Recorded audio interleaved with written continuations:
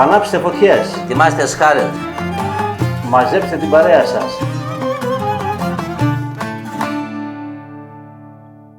Χοιρινές μπριζόλες για σήμερα. Λίγα ή πολλά γυρίσματα. Είμαστε η αδερφή Μαλιόρα. Είμαι ο Γιώργος. Κι εγώ Ανδρέας. Μαζί σχεδιάσαμε και κατασκευάζουμε τις ψισταριές Άμπερκιου. Αλλά μας αρέσει το ψήσιμο και το μαγείρεμα. Και η καλή παρέα. Μέσα από το κανάλι μας μοιραζόμαστε μαζί σας τεχνικές αλλά και συνταγές για ψήσιμο και μαγείρεμα. Ακολουθήστε μας πατώντας εγγραφή, κάντε κλικ στο καμπανάκι να σας έρχονται ενημερώσεις και ελάτε στην ομάδα του Facebook του Grill Philosophy, όπου έχουμε μαζευτεί πάρα πολλοί ψήστες και ανταλλάσσουμε απόψεις. Καλά ψησίματα. Καλά ψησίματα και από μένα. Δυο είπα να πάρεις, τρεις πήρες εσύ. Τι έχεις κάποιο σκοπό? Εσένα μην πήρα. Μάλιστα. Εντάξει. Είναι πρόσθετος. Λοιπόν, εγώ θα πάρω λίγο αλατάκι. Εγώ θα πάρω σιμπουράκι. Σίγουρα. Λοιπόν, θα σας δείξω συνέχεια. πώς αλατίζουμε τις μπριζόλες όταν πρόκειται να τις ψήσουμε χωρίς καμία μαρινάδα.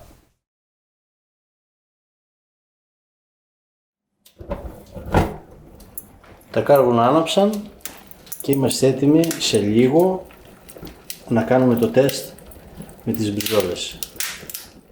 Λοιπόν, επειδή το ψήσιμο δεν αφορά μαρινάρισμα ή να δώσουμε γεύση στις μπριζόλες, αλλά να δούμε πώς είναι καλύτερα να τις ψήσουμε, γι' αυτό θα βάλω μόνο αλατάκι.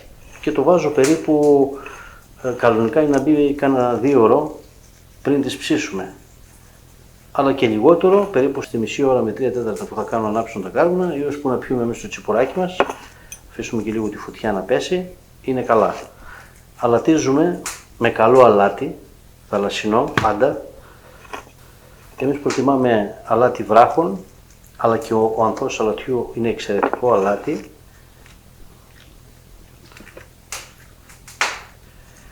Θέλει το χρόνο του για να περάσει το αλάτι στο εσωτερικό της μπριζόλας και να τραβήξει πίσω μέρος των υγρών που θα βγουν έξω από το κρέας λόγω του αλατιού.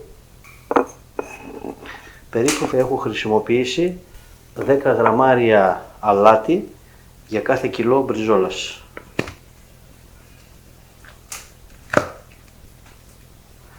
Και θα κάνουμε και μια παρέμβαση στο τέλος. Την έχω εδώ. Αφού ψηθούν δηλαδή. Τα αφήνουμε και πάω για τα τσιπουράκια. Η φωτιά έχει πάρει μπρος. Σε λίγο θα είναι έτοιμη. Και να δούμε. Λίγα ή πολλά γυρίσματα. Η καλύτερη ώρα Έτσι. έχει αρχίσει και σουρουπώνει έξω. Τα κάρβουνα γίνονται. Αν στην υγεία μας. Στην υγεία μας. Στην υγεία σας, παιδιά. Πολύ το βλέπω. Πάντα.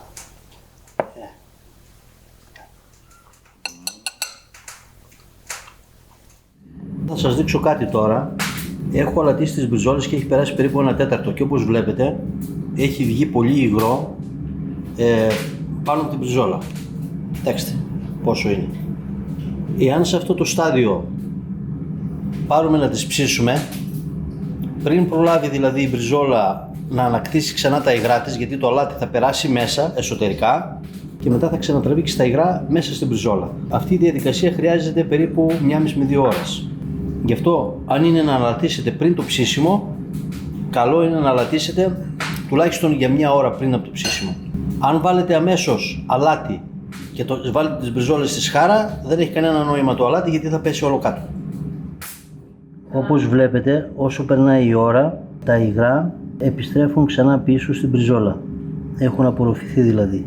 Γι' αυτό έχει πάρα πολύ μεγάλη σημασία όταν αλατίζουμε να δίνουμε το χρόνο στο κρέας να ανακτήσει τα υγρά του.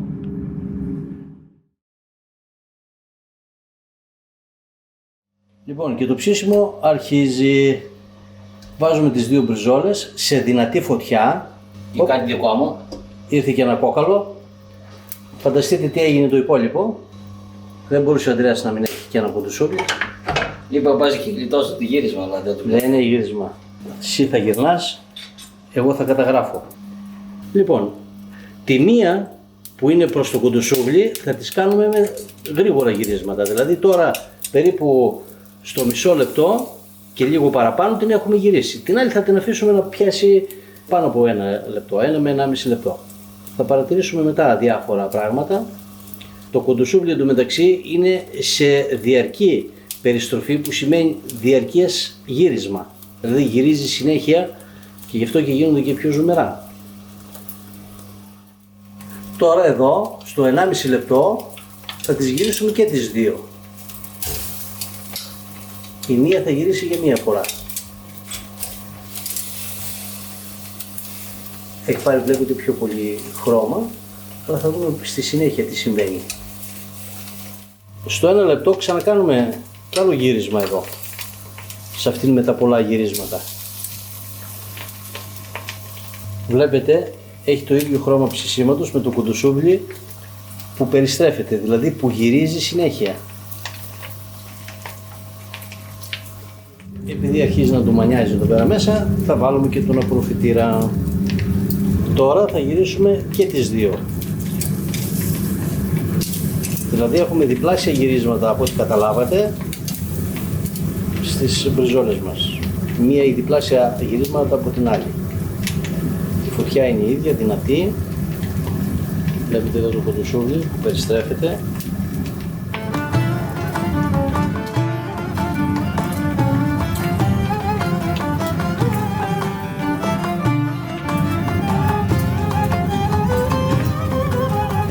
Γυρίζουμε εδώ στην μπριζόλα με τα πολλά γυρίσματα. Κάποια στιγμή ίσως χρειαστεί να γυρίσουμε το πίσω μπρος για να έχουμε πιο ομοιόμορφο ψήσιμο, γιατί η φωτιά δεν είναι πάντα ομοιόμορφη μπροστά, πίσω ή αριστερά δεξιά. Θα σας δείξω τώρα εδώ ο Ανδρέας πώς θα τη γυρίσουμε.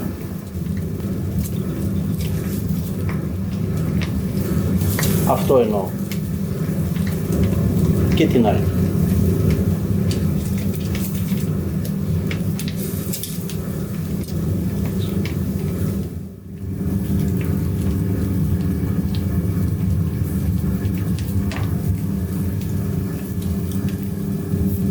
Λοιπόν, τώρα είναι η ώρα να τις γυρίσουμε και τις δύο.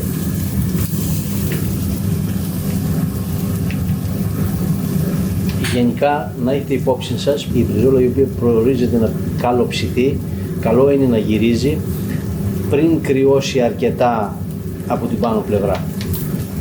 Να μην την αφήνουμε πολλή ώρα δηλαδή για να αρχίσει να κρυώνει από την πάνω πλευρά.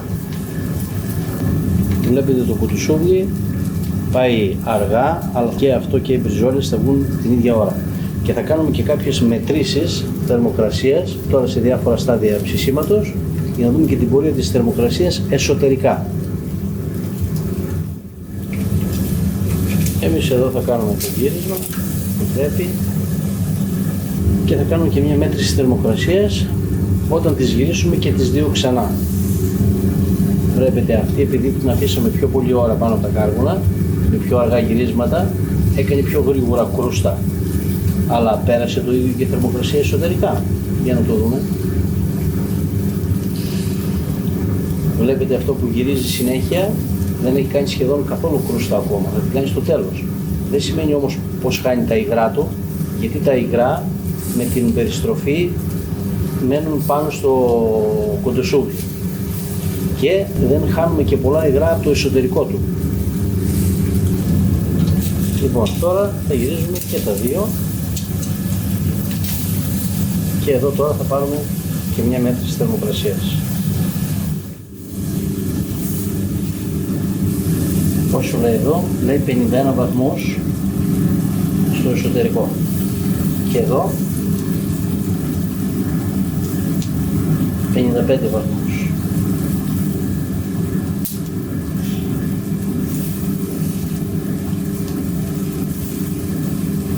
Περίπου το ίδιο, αυτό έρχεται λίγο πιο πίσω, ψήνεται λίγο πιο αργά. Είναι βέβαια και θέμα κοπής, έτσι. Προσπάθησα να τα κόψω όσο το δυνατόν πιο ομοιόμορφα. Πάμε για γύρισμα. Σας έχω καταγράψει όλα τα γυρίσματα, οπότε μπορείτε να τα μετρήσετε στο τέλος. Επειδή μιλάμε για χοιρινό και εμείς τα χοιρινά μας τα θέλουμε καλοψημένα, θα τα βγάλουμε σε εσωτερική θερμοκρασία 65 βαθμούς και πάνω.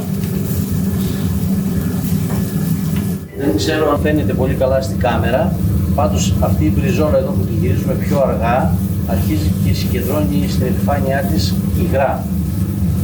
Πολύ περισσότερα σε σχέση με αυτή εδώ πέρα. Τώρα ήρθε η ώρα να τις γυρίσουμε και τις δύο.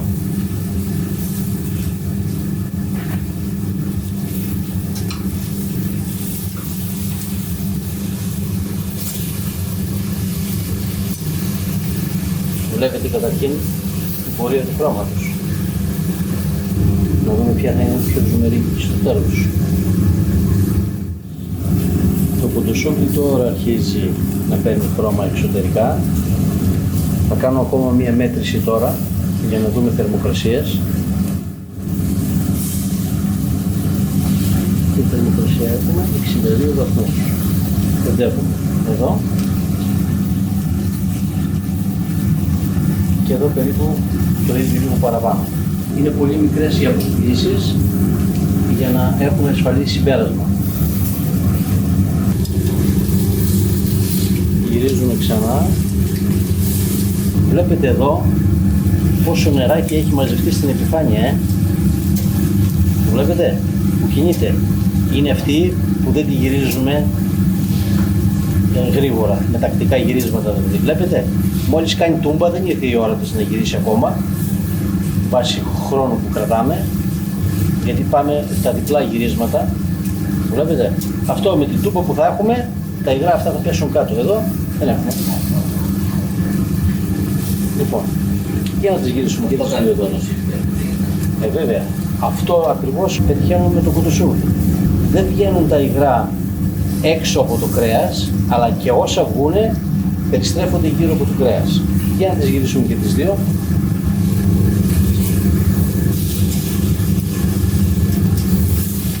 Κοιτάξτε τώρα τι απώλεια θα έχουμε. Βλέπετε πόσα υγρά φύγαν κάτω. Για μας κανόνας χρυσός είναι να μην κρυώνει πάνω επιφάνεια του κρέατος, να μην προλάβει να κρυώσει δηλαδή πάνω επιφάνεια του κρέατος, πρέπει να γυρίζουμε την μπριζόλα. Απλά στη μία περίπτωση το χρώμα εξωτερικά θα το πιάσουμε πιο γρήγορα, στην άλλη πιο αργά, αλλά θα είναι πιο ζουμερή και φυσικά πιο νόστιμη. Θα το δούμε στο τέλος. Εδώ ξαναγυρίζουμε.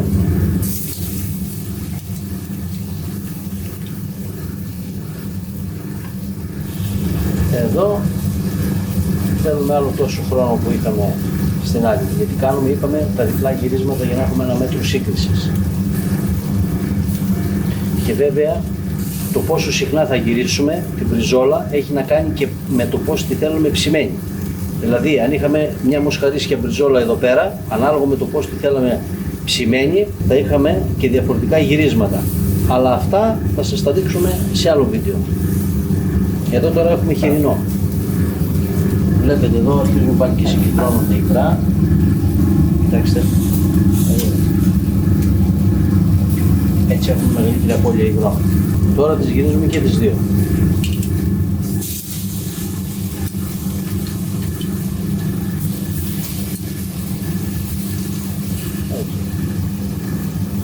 Χάρη του βίντεο, οι πολλές μετρήσεις για να βλέπετε τα στάδια ψησίματος. Εδώ είμαστε εντάξει και κανονικά πρέπει να το βγάλουμε. Εδώ είμαστε λίγο πιο πίσω. Είμαστε λίγο πιο πίσω. Για να ξαναμετρήσουμε πάλι. Μικρές οι διαφορές. Εδώ είμαστε σχεδόν έτοιμοι. Στο επόμενο γύρισμα αυτή θα βγει. Για γύρισε τώρα, Ανδρέα, ξανά αυτή με τα γρήγορα γυρίσματα. Έτσι. Άλλη φορά θα παίρνω βοηθά για εσείς κάνω. Τώρα να την μετρήσουμε από εδώ, θα μας δείξει διαφορετική θερμοκρασία. Να το βλέπετε, γιατί παίρνουμε τη θερμοκρασία αμέσως μετά το γύρισμα και έχει διαφορετικό αποτέλεσμα. Βλέπετε. Και οι δύο συμβαδίζουν στο ψήσιμο.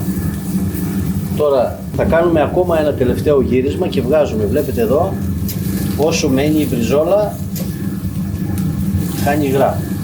Γι' αυτό στο επόμενο γύρισμα βγαίνουν και θα τις γυρίσουμε και τις δύο μαζί. Πάμε ένα γύρισμα τελευταίο.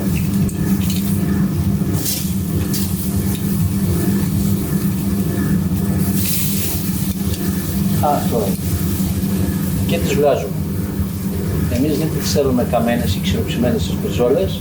Θέλουμε να είναι σωστά ψημένες, να είναι ασφαλείς δηλαδή για κατανάλωση όσον αφορά το χοιρινό και να είναι ζουμερές, όχι καμένες. Αυτό είναι το καλύτερο στάδιο για μας για να βγει η χοιρινή μπριζόλα. Λοιπόν, αυτή είναι με τα πολλά γυρίσματα, με τα διπλάσια θα έλεγα γυρίσματα και βγήκαν και οι δύο. Θα παραμείνουν εδώ για 6-7 λεπτά να ξεκουραστούν που λέμε και Βγήκε μετά και ο μεζές. βγήκε και ο μεζές. Το κοντοσούβλι θέλει ακόμα λίγο, θα το δούμε μετά. Καταρχήν να δούμε τι γίνεται με τα υγρά. Με βιάζεις, Να αρχίσω από το κοντοσούβλι που είναι εκτός θέματος. Όχι, γιατί θα είμαστε εκτός θέματος γενικώς. Βλέπετε, θεωρώ ότι εδώ έχουμε πιο πολλά υγρά από ότι εδώ, παρόλο που είναι η πιο μεγάλη μπριζόλα αυτή, είναι πιο πολλά λιπαρά. Είναι πιο χοντρή κοπή δηλαδή και έχει πιο πολύ λίπος. Και τα έχει χάσει η ρητέλα. Ναι. Στο ξύσιμο. Κοιτάξτε εδώ πως είναι ψημένη, σε αυτό το ίδιο το σημείο θα κόψω και την άλλη. Μην βιάζεις, Δεν το ετοιμάζουμε κιόλας. Αυτό.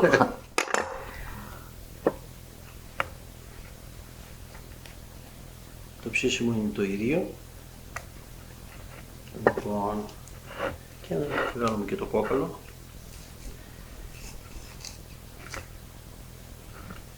Πολύ ωραία είναι ψημένη αυτή και αυτή πιστεύω.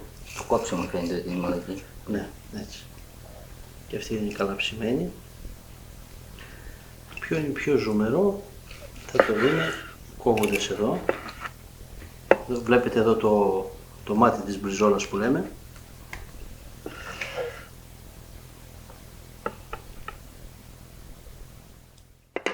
Και αυτό εδώ είναι πιο στεγνό σίγουρα, πιο μαλακό αυτό εδώ.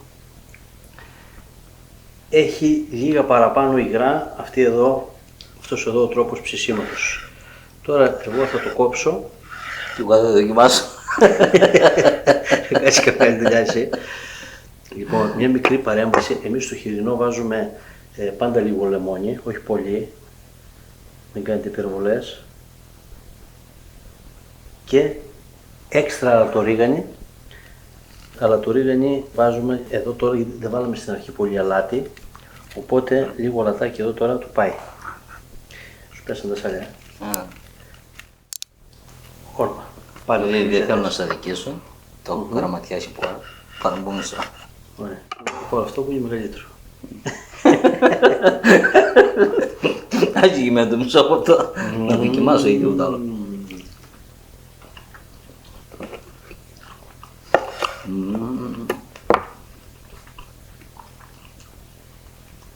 Πολύ ζωμερό είναι αυτό.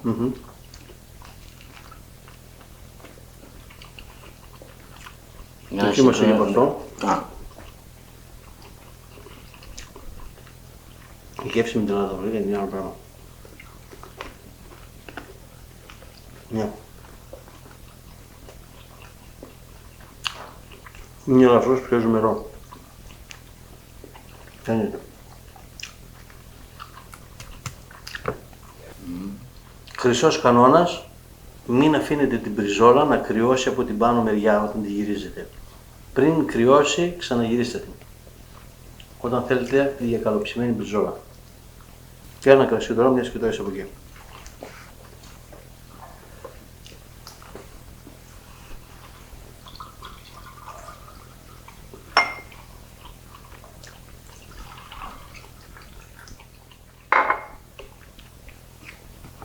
Και το κοντοσούβλι δες πόσο ζουμερό είναι, πόσα υγρά έβγαλε. Το ετοιμάζουμε και εδώ στη συνέχεια. Έχουμε συνέχεια.